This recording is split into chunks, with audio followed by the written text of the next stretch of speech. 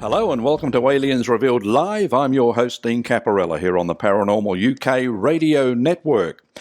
From alien abductions to monster-infested ranches, men in black, near-death experiences, close encounter experiences and more, we speak to some of the most amazing people on the planet, ready and willing to share their chilling stories with you.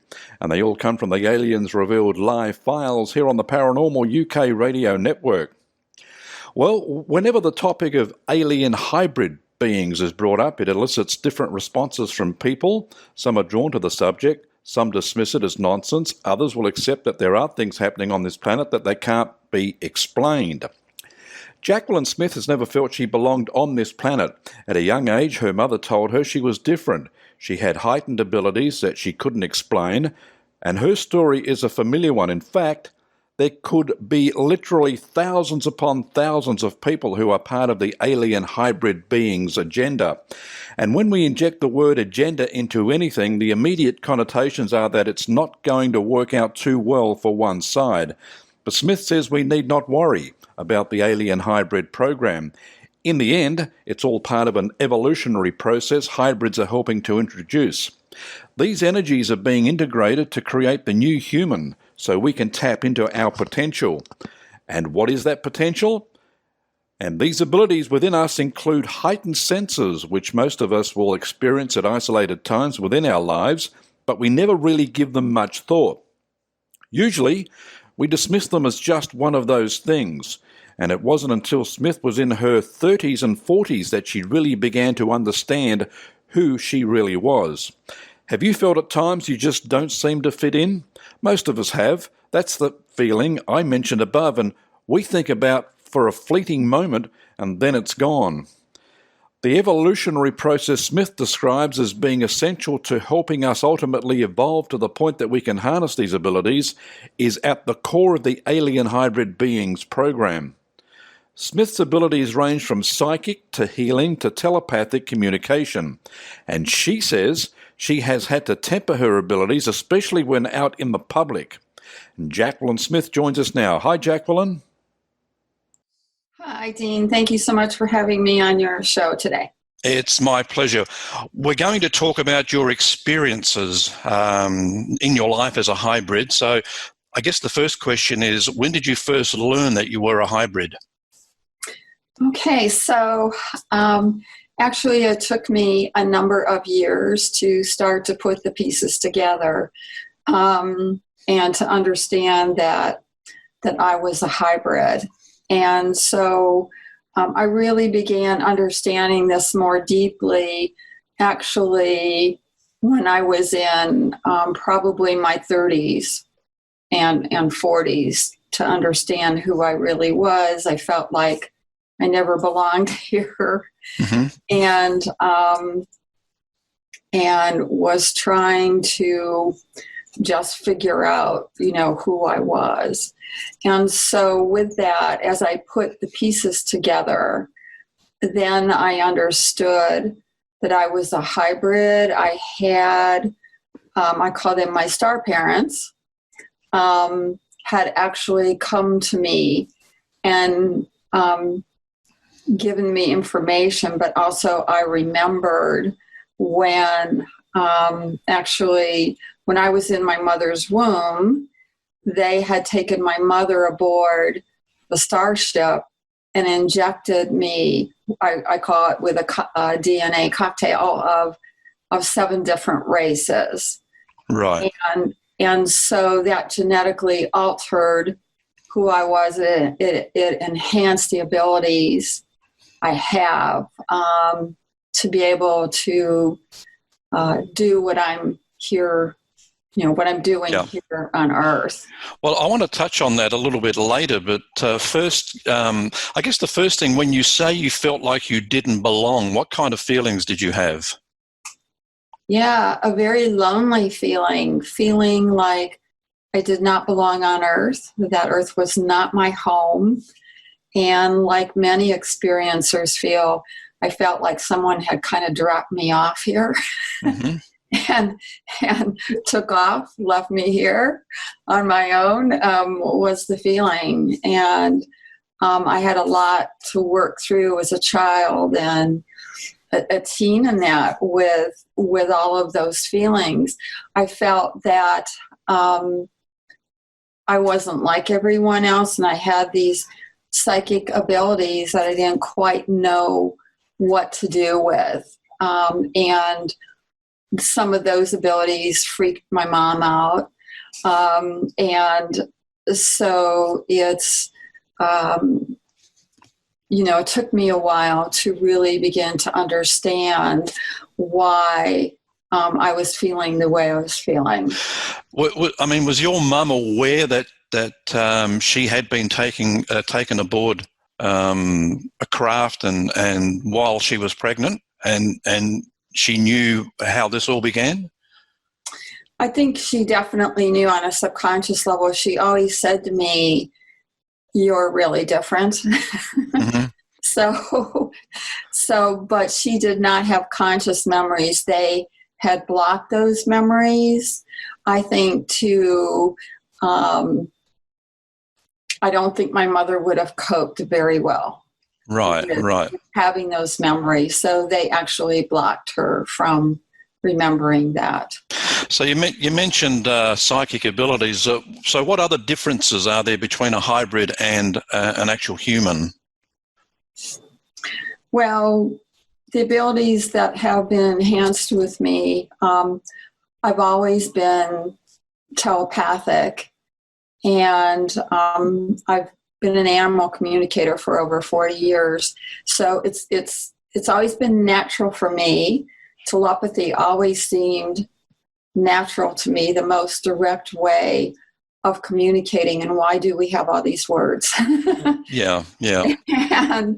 And so my abilities with animals, I can see, know what they're thinking, feeling. I can look through their bodies and tell what's going on. I can do the same thing with humans, and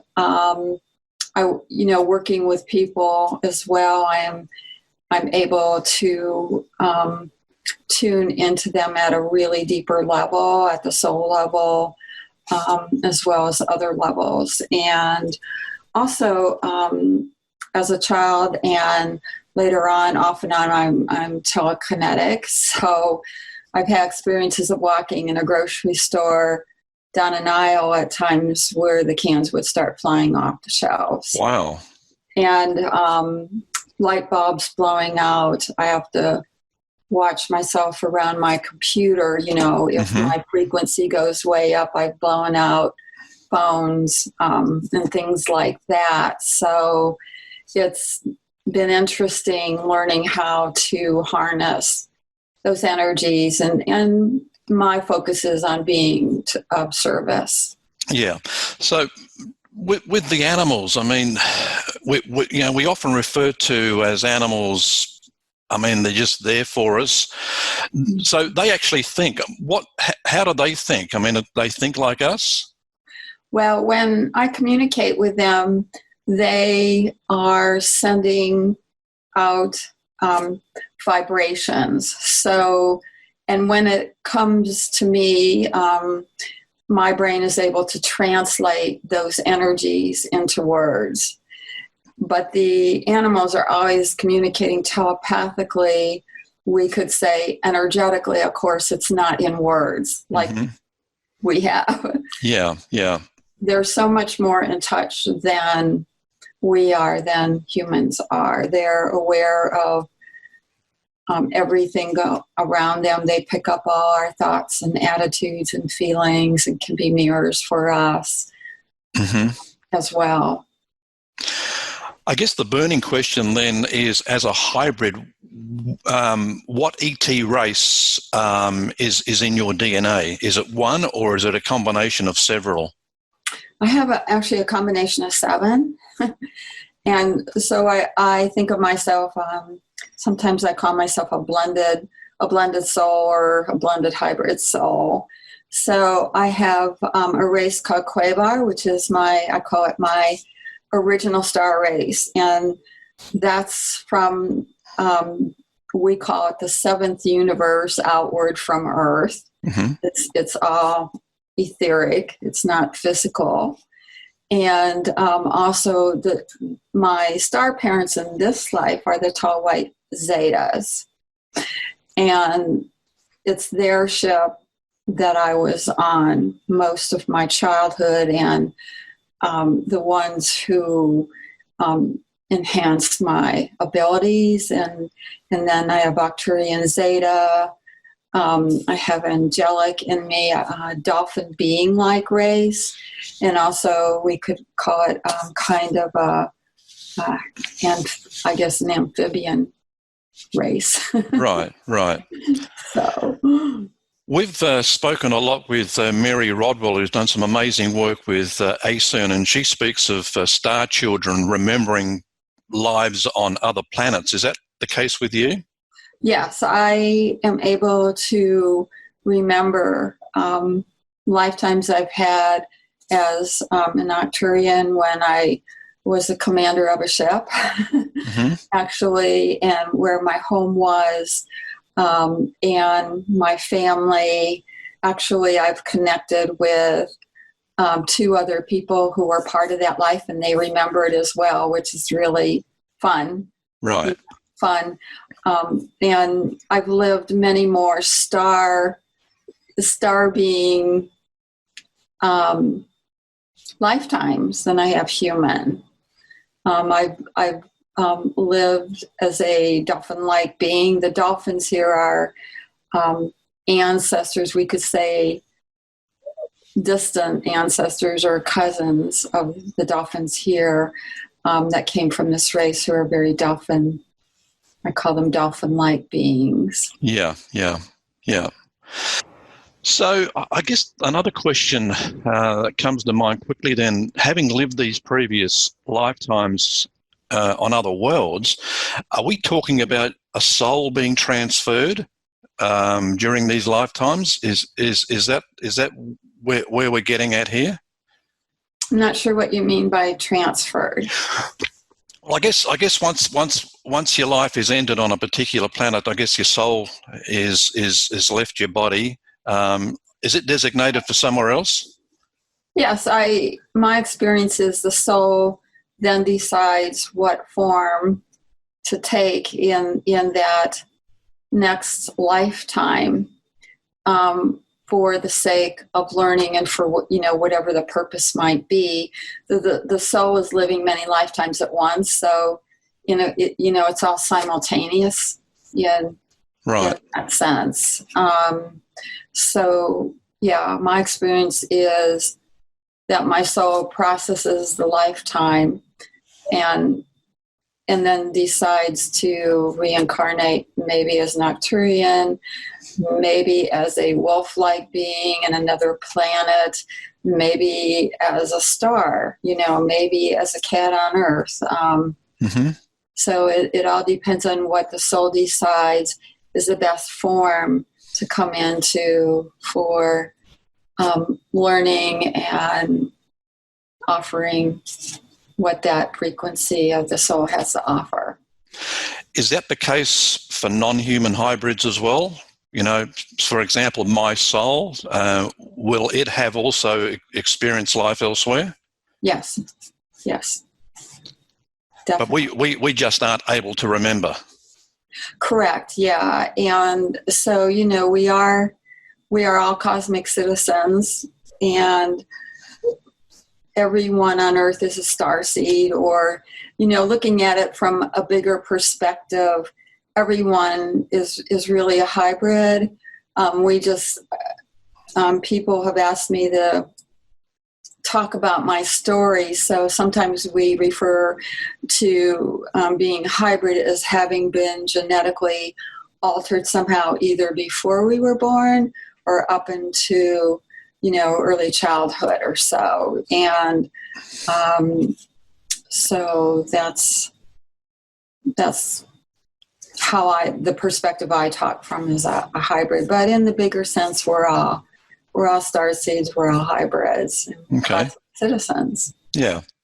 So, I mean, you've touched on a couple of things, but the point of hybrids, what's the point of a hybrid being created? Okay, so what I've been told and how I view myself is that I'm like a bridge.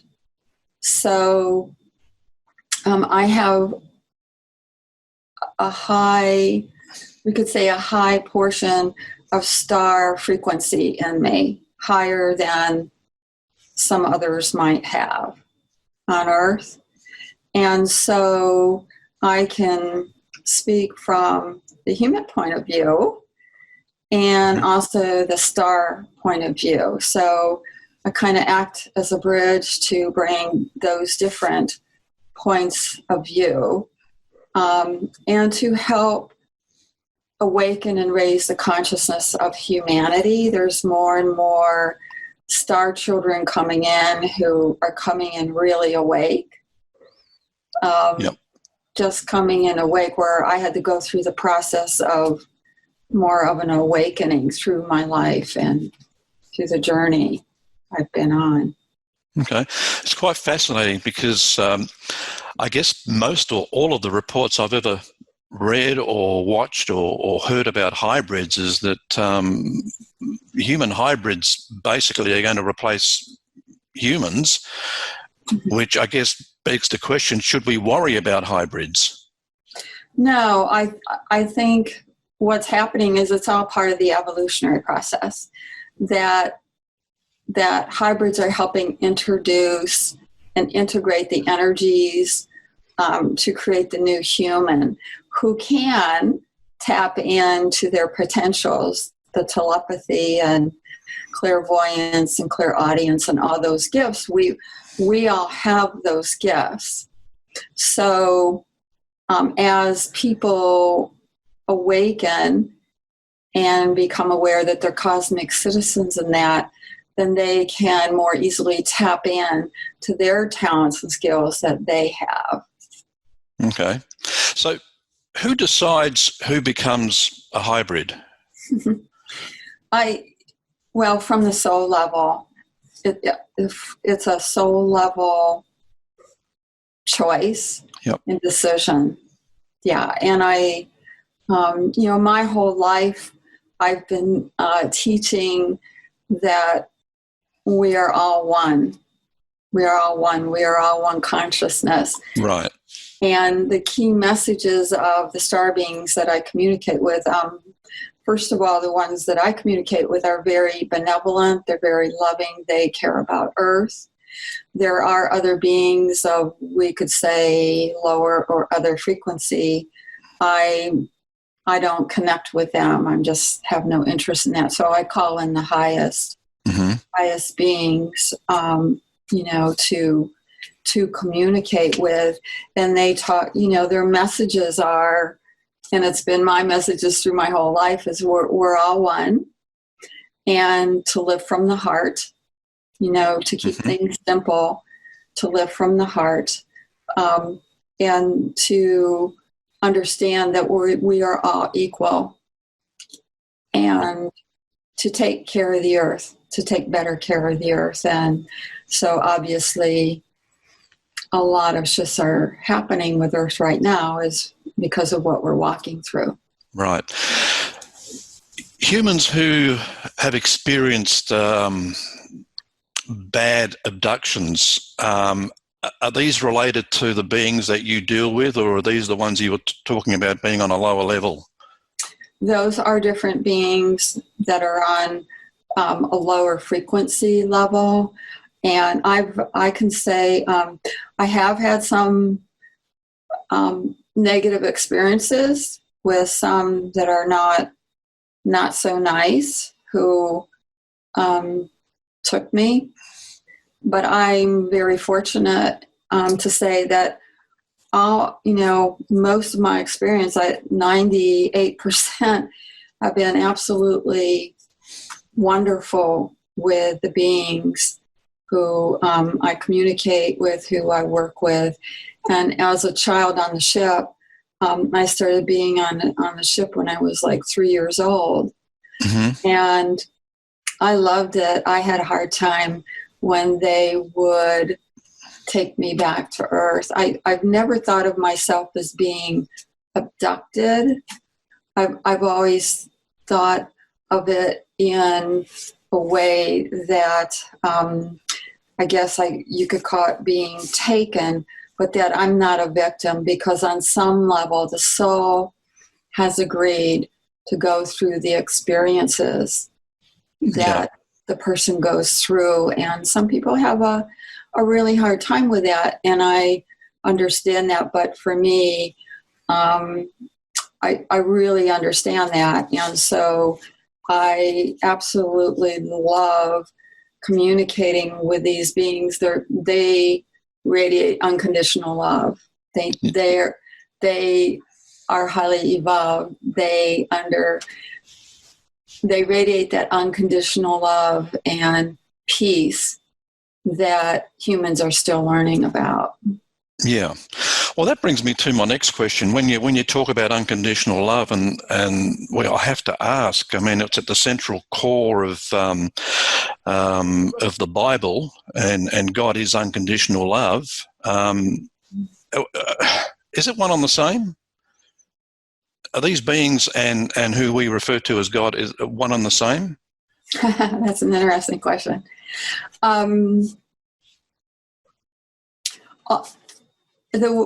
The way I view it is that we are all different aspects of God or the Creator. And no one's higher than another. We're all equal.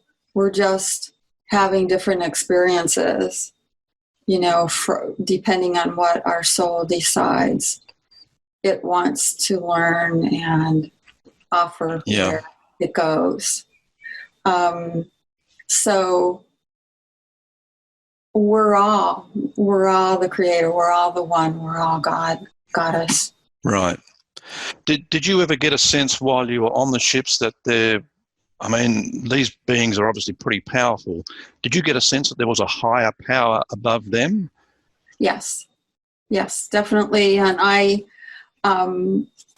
yes, they have talked to me about that. They do talk about, when I ask them about God, again, they say, we don't worship anyone. We're all the One. But there are all these different realms. I communicated a lot with the angelic realm and the Elohim. Mm-hmm. And so they talk about being, the Elohim being creators of other beings, of other angels, of star beings. So there are like all these different councils who are part of that. One of the most ancient races is the mantis beings. Right. And they actually co-created the cosmos along with some other beings, the angelic realm. And so there are all these interworkings. They all work together, all these different councils. Yep. So there isn't like just one council who created the cosmos, but the mantis beings, I communicate with them a lot since I have a lot of mantis in me. I love them. They help create the grids for Earth. Mm-hmm. And so did the mantis beings and some of the angelic realms and some other beings as well. Yep. Our good friend Kevin Briggs talks to us quite a bit, and he talked about the Council of Eight. So I guess we're talking about a different council to what you're experiencing. Well, from my experience, there are lots of different councils. So I communicate often with the Mantis Council of Seven. Mm-hmm.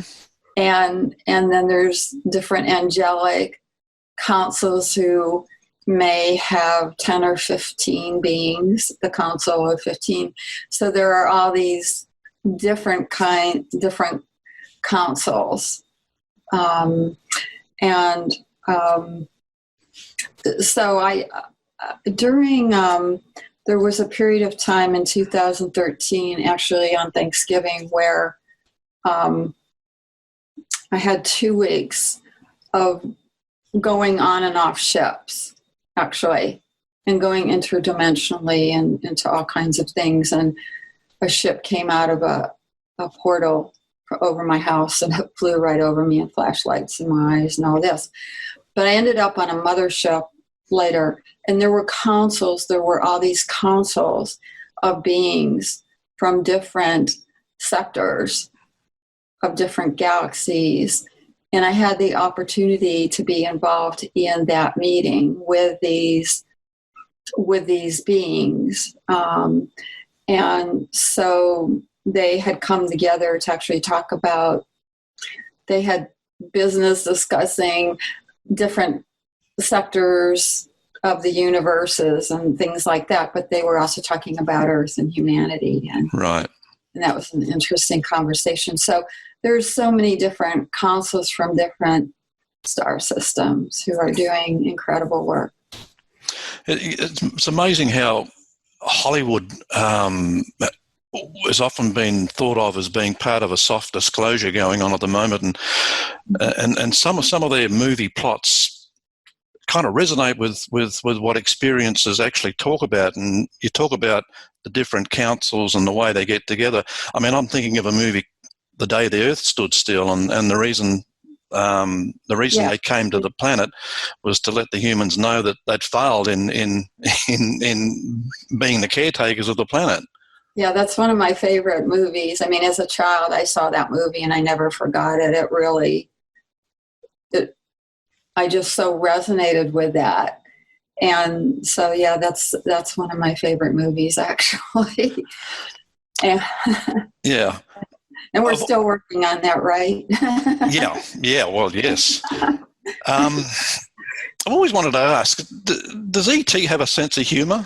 Oh, my gosh, yes. Oh, I'm glad you asked that question, because a lot of people don't think of star beings as having a sense of humor, or they tend to project a lot of maybe their own feelings onto them, because facially and that they have their expressions are not like ours, and they might be harder to read. Mm-hmm. But the mantis beings make me laugh all the time. I'm in communication with them pretty much every day, and they'll show up at my house and hang out, which I really love. And they are very childlike, but not childish. And they're, play and creativity is a part of the evolutionary process.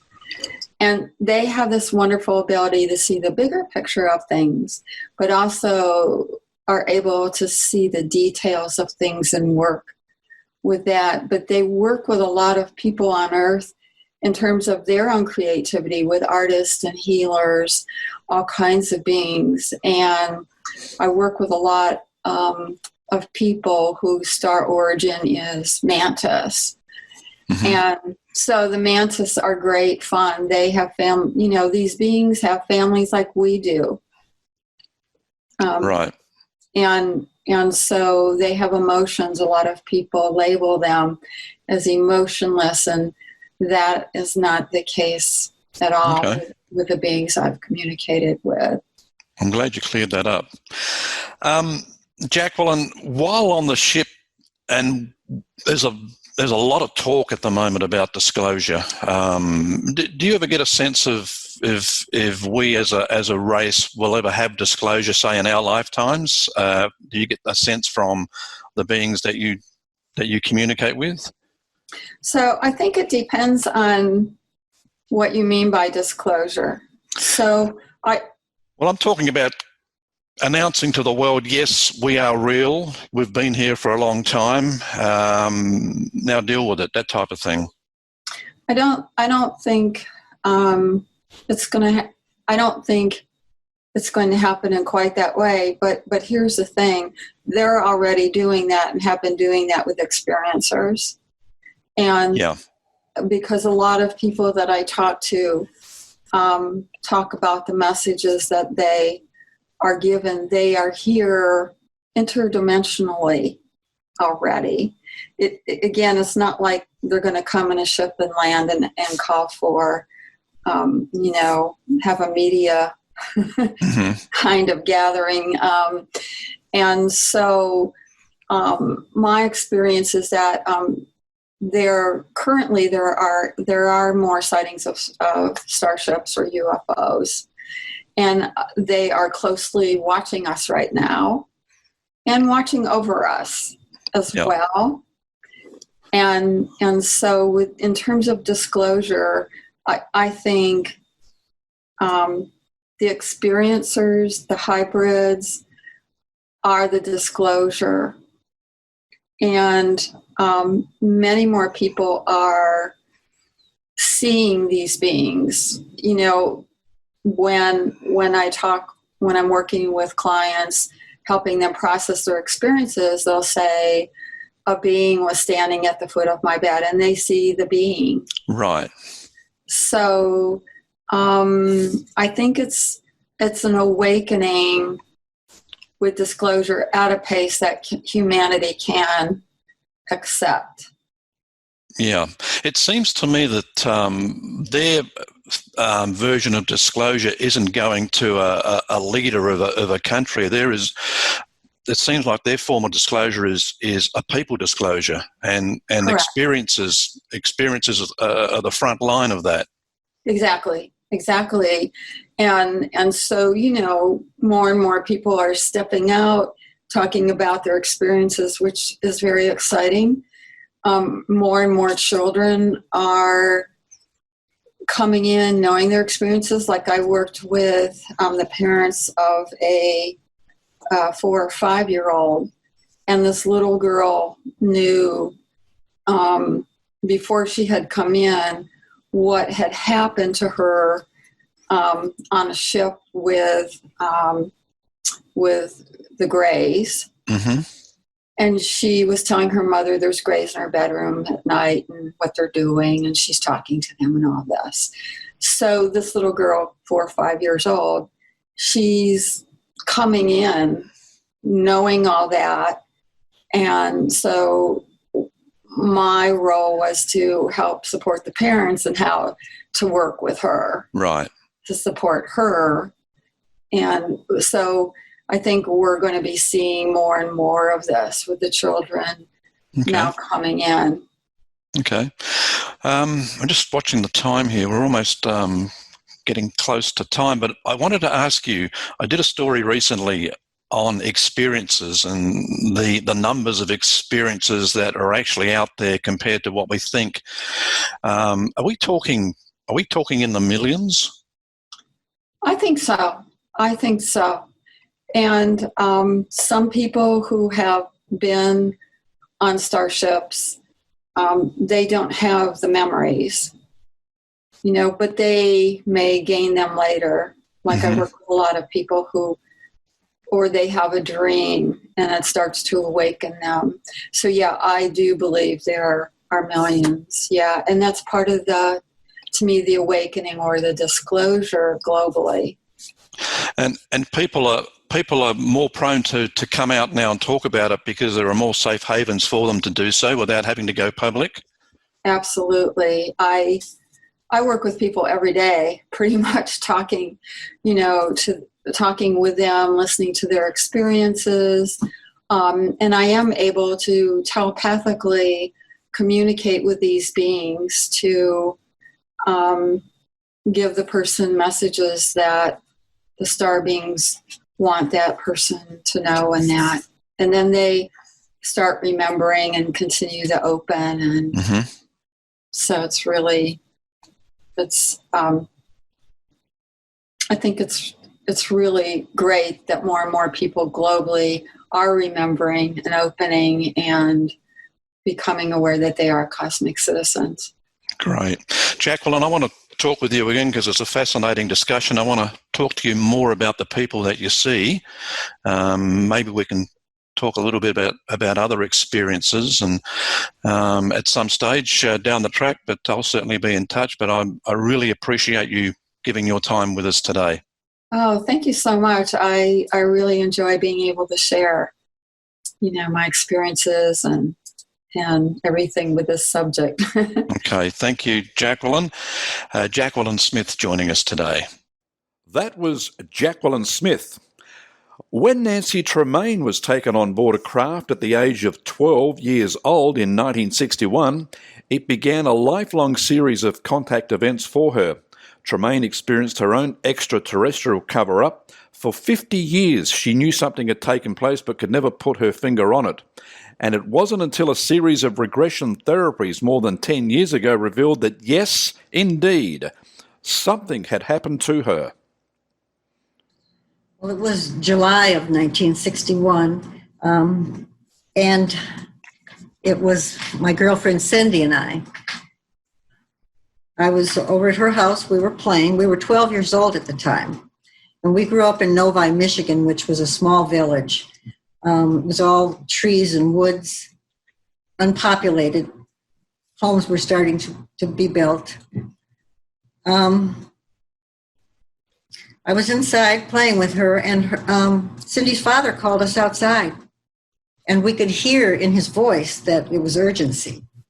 And when we walked out that front door, our lives went from black and white to a color movie.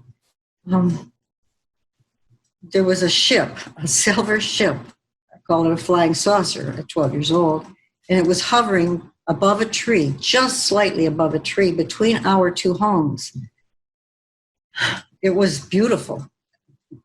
I didn't feel any fear at that point. It was just beautiful. It had a large, wide belt of red, green, and white lights that were either flashing or rotating. They were going so fast you couldn't tell, but it was completely silent.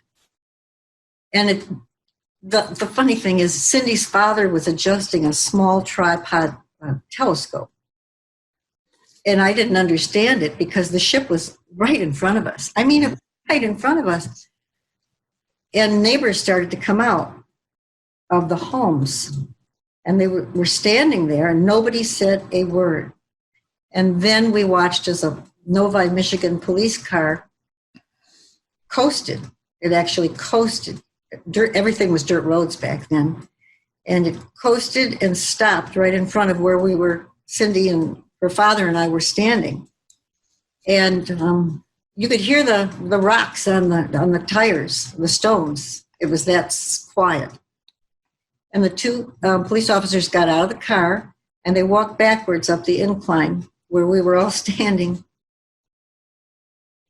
And I grabbed the police officer's arm, and I said, it was so difficult just to get out 3 simple words. Mm-hmm. They came out in slow motion. Is this real? Because I had to know that everybody else was seeing what I was seeing. And I was willing the ship to stay there. I wanted it to stay there forever. I wanted everyone to see it. And I kept telling it, oh, stay there, in my mind. The police officer didn't answer.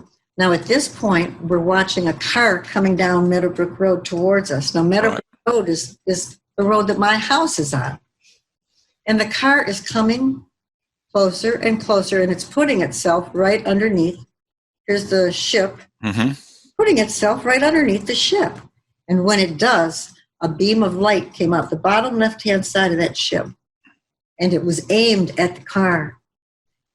And we stood there wondering what is going to happen when this beam of light hits this. It was aimed at the hood of the car. Yeah. And the second it hit it, the car was immobilized.